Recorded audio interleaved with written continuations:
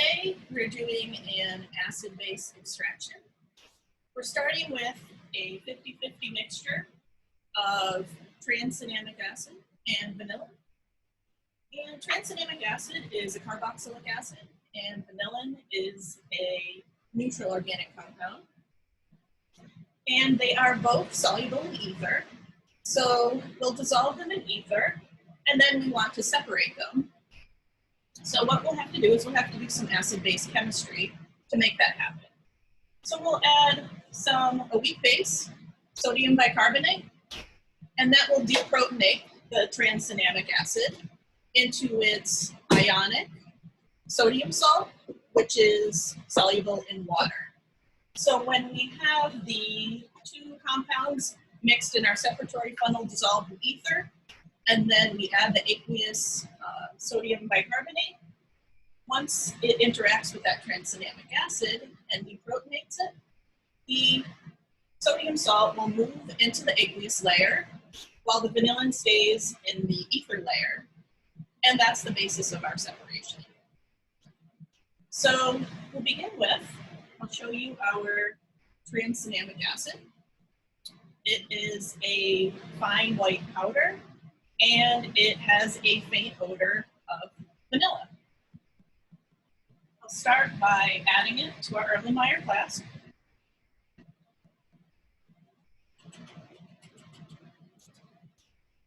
That's 1.5 grams of our mixture. And like I said, we'll dissolve it in what's called methyl tert-butyl ether.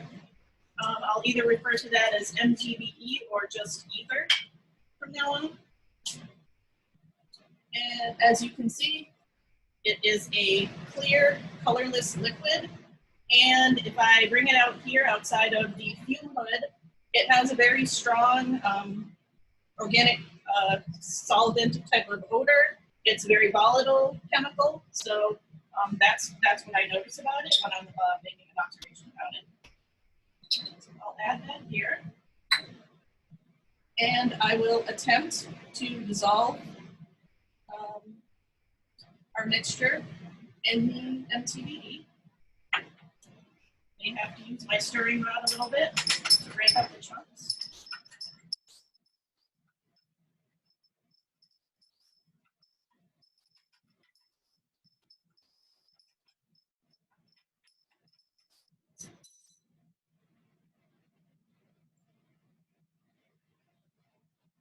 With some swirling.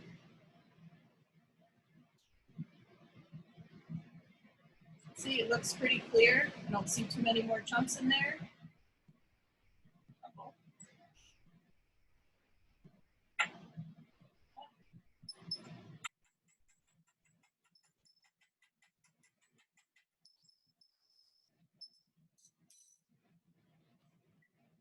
I'm going to add this to the top of my separatory funnel. You should be familiar with the separatory funnel from other videos that you've seen so far. And as you know, it has a stopcock, and it is very useful for separating immiscible liquids, which is what we'll be dealing with.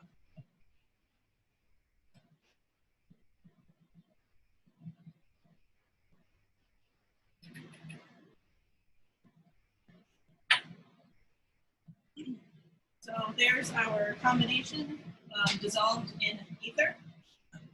Next, I'm adding 10 milliliters of water. Again, clear, colorless liquid.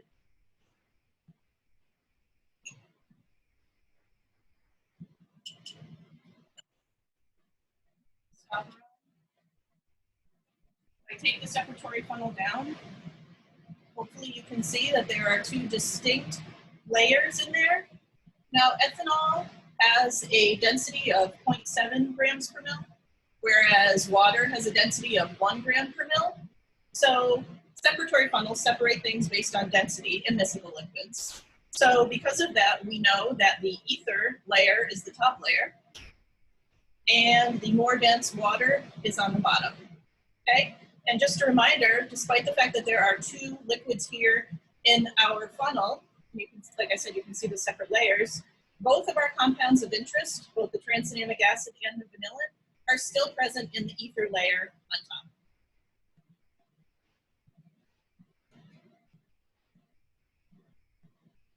So here's the point where our acid-base chemistry starts. I'm going to add 12.5 milliliters of sodium bicarbonate. Again, once again, a clear, colorless liquid, and I don't notice any kind of odor or anything from this.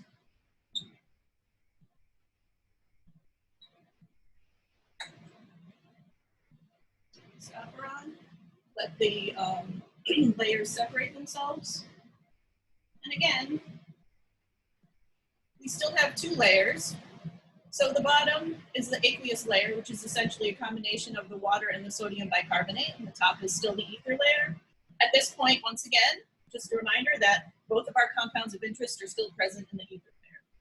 So what we'll do is mix these, and I'll probably mix for about 3 minutes. So it's important in this type of extraction, unlike, for instance, a liquid-liquid extraction, in this case, this acid-base extraction that we're doing, there's an actual chemical reaction going on inside our secretory funnel. So it's important to mix for a good long period of time so that the sodium bicarbonate has a long time to interact and react with that tranexamic acid, deprotonate as much of it as possible, and turn it into that sodium salt. Now, if you looked at the reaction in your manual, you'll notice that this reaction releases carbon dioxide gas. So as I'm mixing, again, using, this is the type of technique that we use for a secretory funnel, is we hold the stopper on and mix gently. But as I'm doing that, I have to continuously take the stopper off to release the carbon dioxide gas. Some people turn it upside down and open the stopcock to release the gas. Either way, I prefer to do it this way, where I take the stopper off. And it's interesting, if you were here doing this yourselves, I wish you were, but I actually can feel some pressure building up inside there as I'm mixing.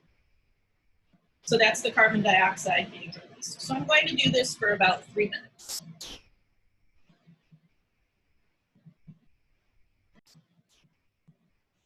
So I've been mixing for about 3 minutes to make sure that all of our components have a good opportunity to interact with one another. It's interesting, I don't know if you noticed, you can actually, when I'm mixing, that stopper almost pops right out on its own. So it's important to make sure that when you're mixing with the secretory funnel, you hold that stopper in, and then also that you vent holding it away from your face. So I'll put that back up there and wait for the layers to separate. And at this point, just a reminder of what's gone on. So that tranexamic acid that was in the 50-50 mixture, dissolved in the ether, has now had plenty of time, hopefully, to react with the bicarbonate base, fully deprotonated and converted to the ionic sodium salt, which is soluble in water at this point. So hopefully, if all goes well, only vanillin was present up in our ether layer, obviously not 100%, but that's what we're shooting for, is transfer, switching from one to the other. And the sodium salt of the tranexamic acid is now in the aqueous layer on the bottom. So now that the layers have separated, I'm going to open the stopcock and drain the bottom layer carefully into my beaker.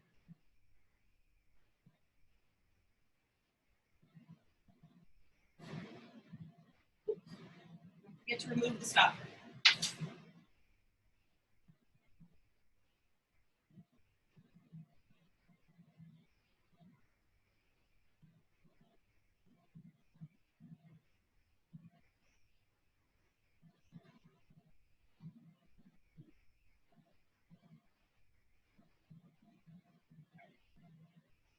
So now our sodium salt is in the beaker, and our vanillin is still in the secretory funnel.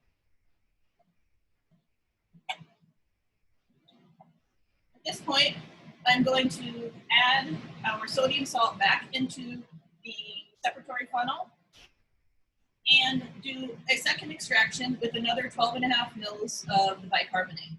So you get better extraction when you repeat multiple small extractions as opposed to if we did one very large extraction. So that's why we're repeating this process. So I'm going to add another 12.5 mils.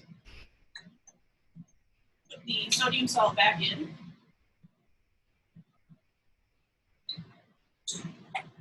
Add another 12.5 milliliters of the bicarbonate.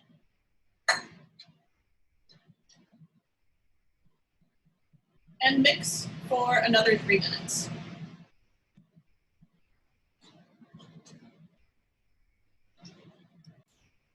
So I've mixed for about 3 minutes or so. Now I'm going to put the funnel back on here and allow the layers to separate. At this point, I don't know if you can see the 2 layers. The top one, I guess I would describe it as a little bit milky, creamy color, and the bottom layer is sort of cloudy. Clear, no, colorless, but cloudy.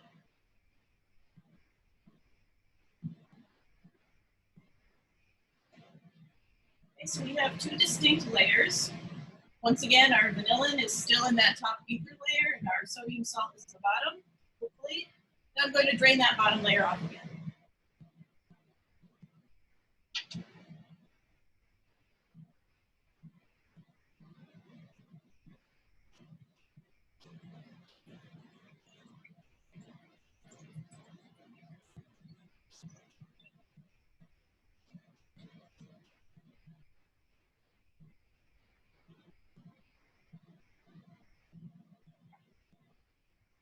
So the clear liquid, again, in our beaker here is the sodium salt.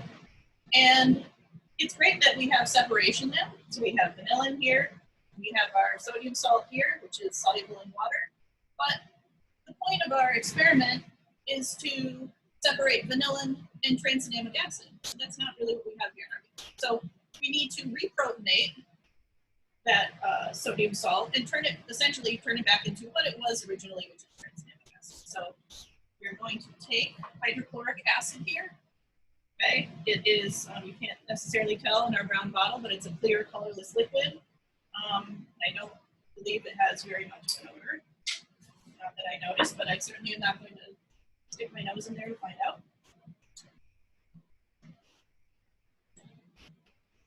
Now, keep in mind that the tranexamic acid is insoluble in water. And essentially what we have here is an aqueous solution. So I'll put this close so you can see it as I'm adding the HCl. It starts to foam and bubble and make a foamy white precipitate.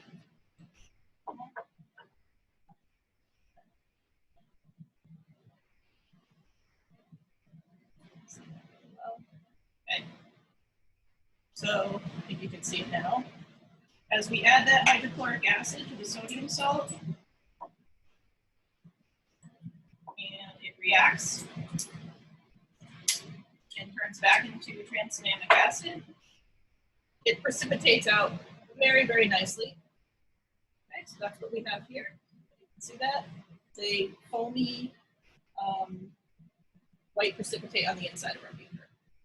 I'm going to put this on ice to complete our precipitation reaction. And while that's chilling, I'm going to deal with the vanilla.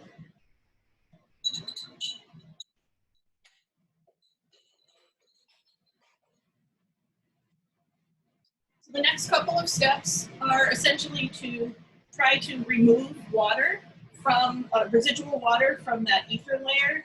So we've mixed water and bicarbonate in there, both aqueous solutions. We don't want any leftover water in that ether layer. So the next 2 steps are essentially to accomplish that.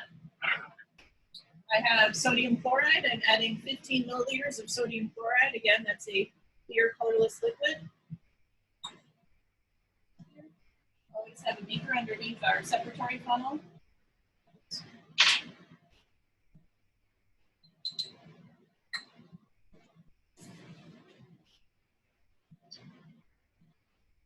This I'm just going to mix a couple of times.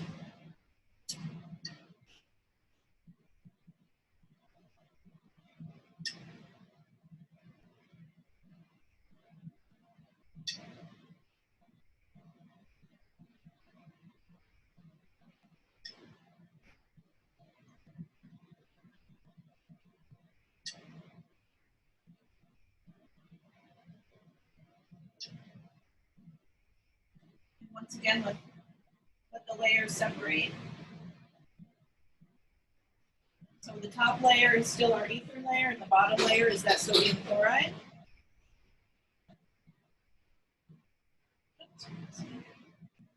Again, two separate layers. You can see that. I'm going to drain that sodium chloride into the beaker.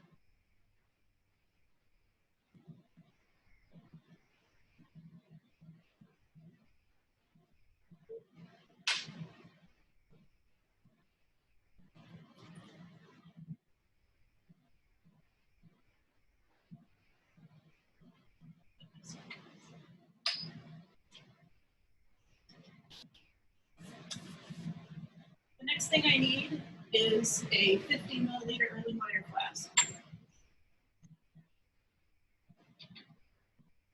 I'm going to pour my vanillin ether solution into the flask.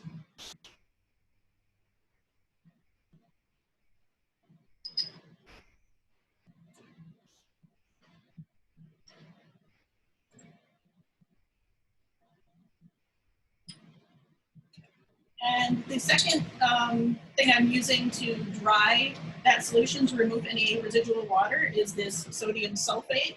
It's a white powdery crystalline substance, and it will remove hopefully any residual water. So I put a scoop in, and then I swirl it around. If I can still see the sodium sulfate swooshing around in the bottom, I should add a little bit more.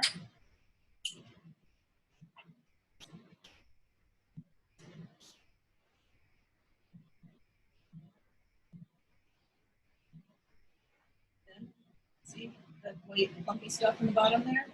That's the sodium sulfate.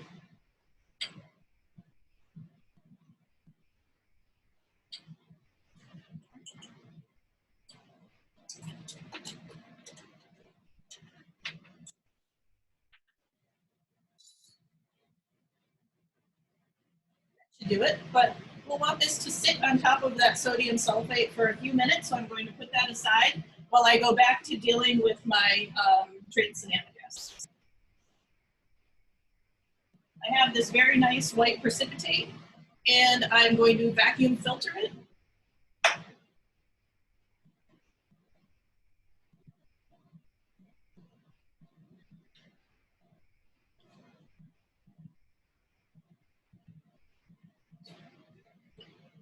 Great. You all have done quite a bit of vacuum filtration, so you should be experts at this. As you all know, we wet the filter paper first to adhere it to the Buchner funnel.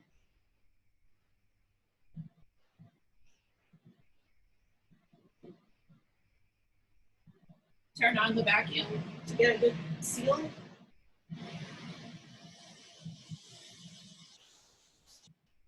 Probably should attach the tubing.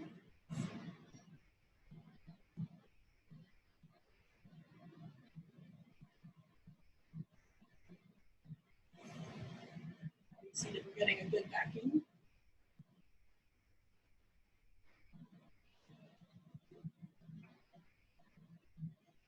And I'll pour those crystals into the Buchner funnel.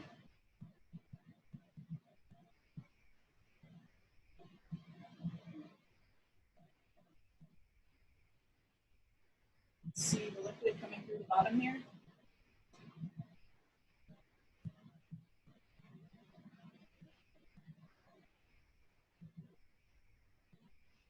I have some water here on ice chilling, and I'm going to use that to try to get all the extra residual crystals out of my beaker.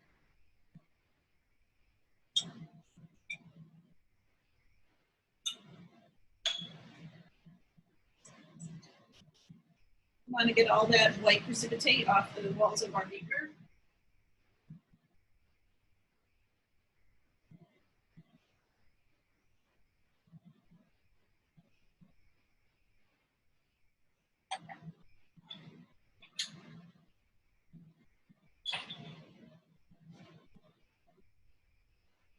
So I'm going to leave that vacuum filtering for a few minutes while I go back to my vanillin.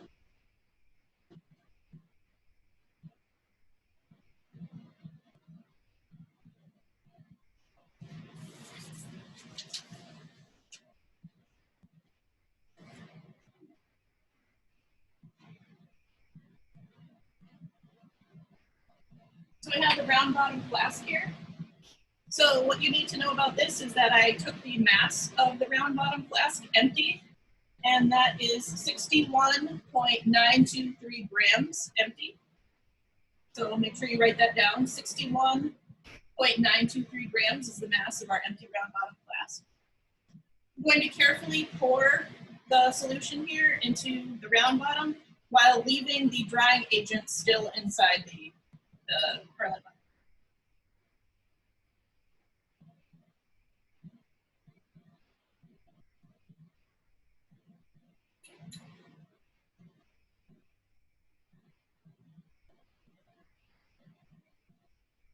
I'm going to add a tiny bit of ether to the flask to finally try to get every little last bit out of here.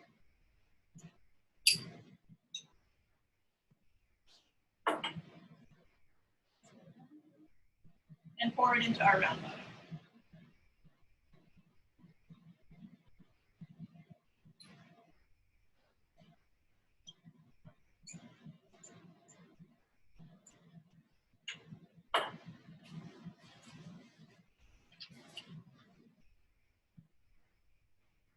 The next thing I'll be doing is drying this using our rotary evaporator. So we need to move the camera over to that area. So this is our rotovap that you have probably seen used in other videos. So it essentially will evaporate off the ether and leave us with the vanilla insulate. So I catch my flask here with the pet clamp. Need to turn on the pump.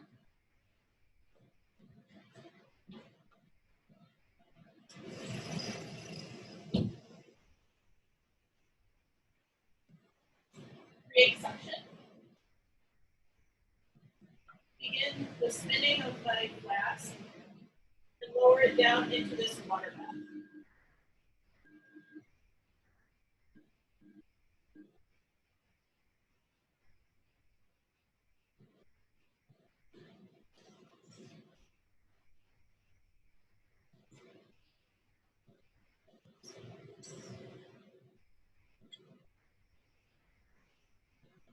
So I want you to be able to see the condenser here.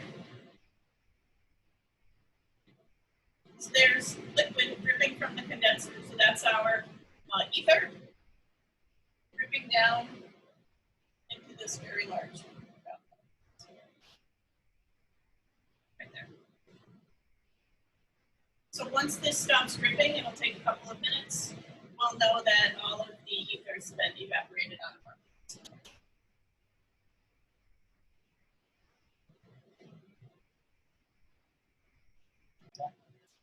So the dripping is stopped.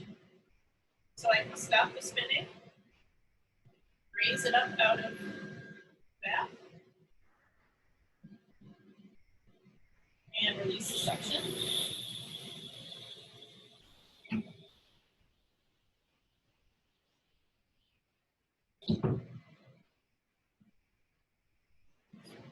Might not be able to see that, but there's our, hopefully our nice white vanillin on the inside of our flask there.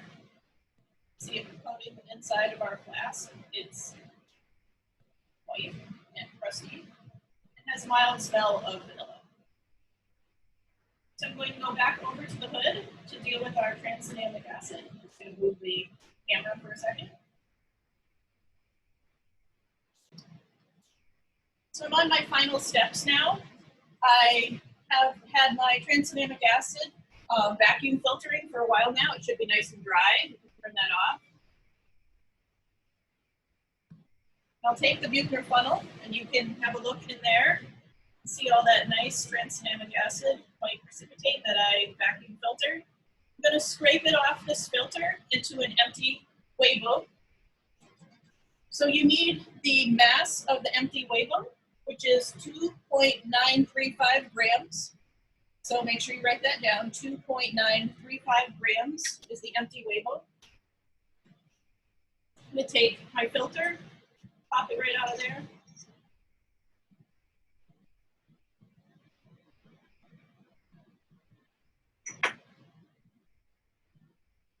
scrape as much off of the filter as I can.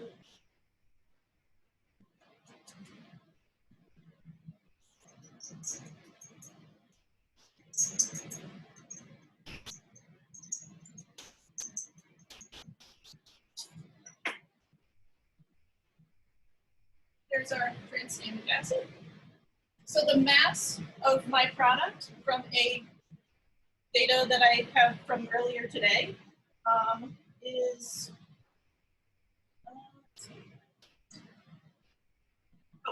3.843 grams. So that's the mass of the Weibo plus my tranexamic acid product. So you need that number as well. 3.843 grams. The other number you need is the mass of my round bottom flask along with the vanillin inside of it.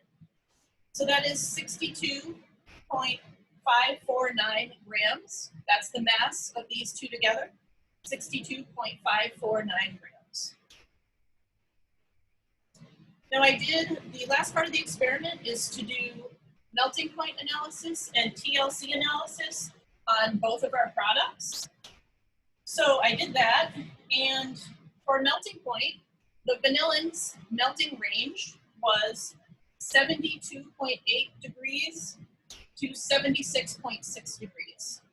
So that's 72.8 degrees to 76.6 degrees. That was the range for the vanillin.